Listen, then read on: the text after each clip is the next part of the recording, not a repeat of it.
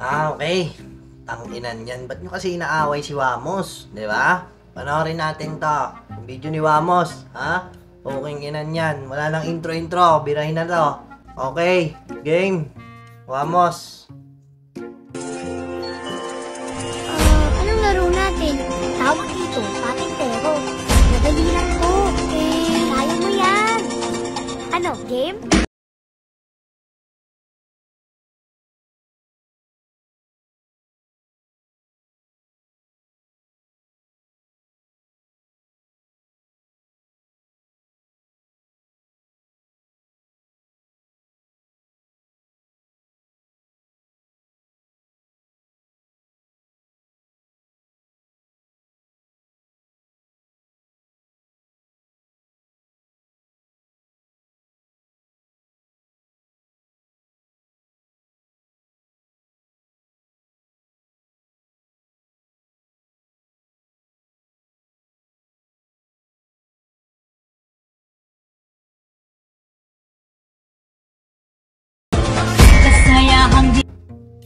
Putulin natin dito. Di ba?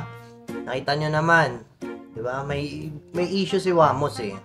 Ninakaw daw niya yung isang video clip. Di ba? Video clip. Na nanggaling kay Jack73. Di ba? Na ang nakalagay na caption is Wamos stole my videos. Makikita to dun sa may page ni Jack73. Yung copyright, para sa kalaman natin, yung isang intellectual property yan, ng isang owner na gumawa ng isang content o video na siya mismo ang gumawa. Syempre, pero bago tayo magsimula, ano nga ba yung copyright, di ba? Yung copyright, yan yung intellectual property ng isang content creator na siya mismo yung gumawa ng obra na yun. Sa madaling sabi, siya yung pinaka-origin. Kumbaga, pagmamay-ari niya yun. Okay? Yun yung copyright. Pero, ano nga ba yung fair use? Ito, yung ginagawa ko, fair use.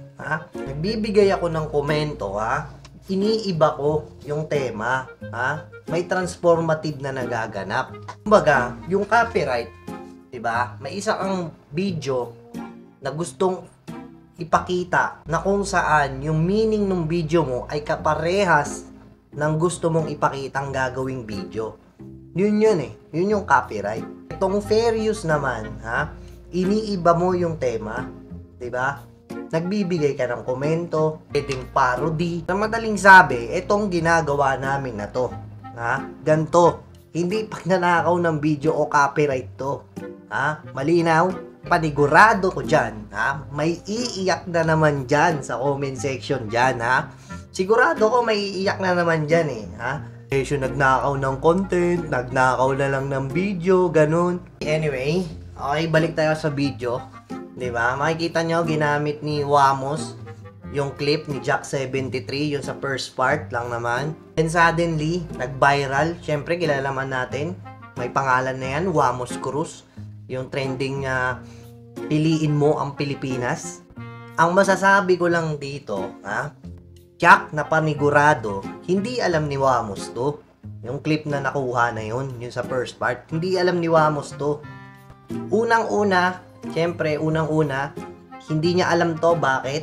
Hindi naman siya yung editor nun eh. 'Di ba? Hindi siya yung editor ng video na yun. Hindi naman na natin matatanggi. Talagang napakaganda. 'Di ba? Sa sobrang excited siguro ni Wamos, 'di ba? Siyempre, obra niya yun eh. 'Di ba? Ano yun? Siya yung nag-model nung ng trending kung piliin mo ang Pilipinas. Sa sobrang ganda, syempre, hindi niya na napansin, hindi niya na natanong yung editor niya kung kanino kinuha yung clip, di ba? Kaya wag na wag niyong i-blame si Wamos, men. Di ba? Wala siyang intensyong nakawin yun, panigurado ako.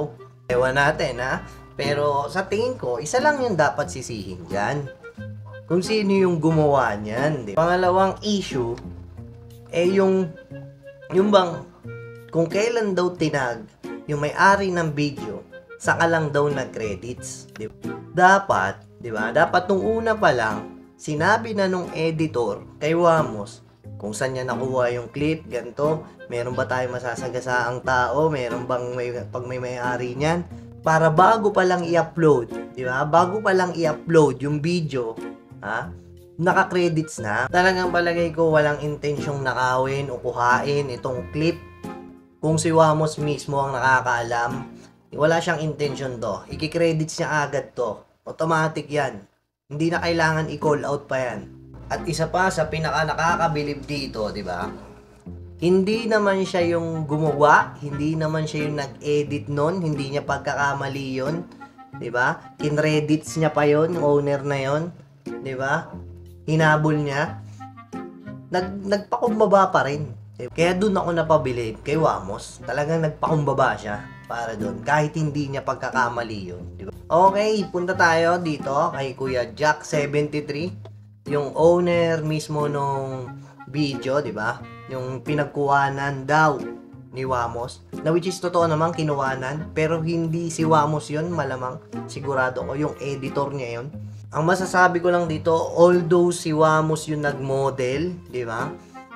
Hindi mo sana pininpoint na ganun na ninakaw ni Wamos. Pwede sana, okay sana kung nagtanong ka man lang, nag-comment ka dun kung ganto, sino may gawa ng ganyan, di ba? Hindi mo masisisi kasi talagang ang sakit nga naman para sa part niya na nakuhaanan siya ng video, di ba? Nang walang kalaban-laban na hindi niya alam. Lagay kasi Wamos stole my videos, parang ano na kagad, napaka akusado na kagad, parang ganon. Hindi mo na tinanong si Wamos man lang o piniem siguro. Sinadyang tanungin kung alam niya ba. Alam mo ba, Wamos, na video ko yan? Yung clip na nasa unahan, akin yan. Hindi nyo man lang ako kinredits. Yung parang ganon ba? Wala bang paalam, di ba? Yung ganong bagay ba na i-approach mo ng tama bago ka nag-post? Ito yung komento ko lang naman, di ba?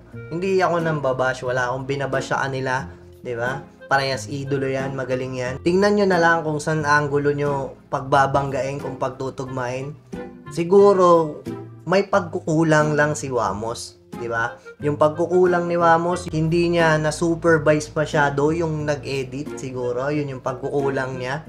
Then, pangalawa, hindi niya siguro na tanong, na usisa yung video na yon, di ba? Si Kuya Jack 73, komento ko lang doon, sana hindi mo muna pinost yung ganong factor na Wamos Cruz stole my videos. Sana kinumpronta mo muna, nagtanong ka muna sa kanya, ganon. Alam mo ba yung gantong nangyari, na yung video mo, ganto ganyan, nasa akin yan.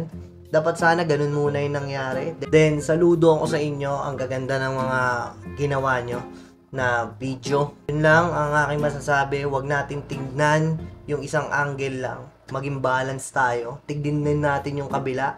Baka may lapses, di ba? Yun lamang, and maraming salamat.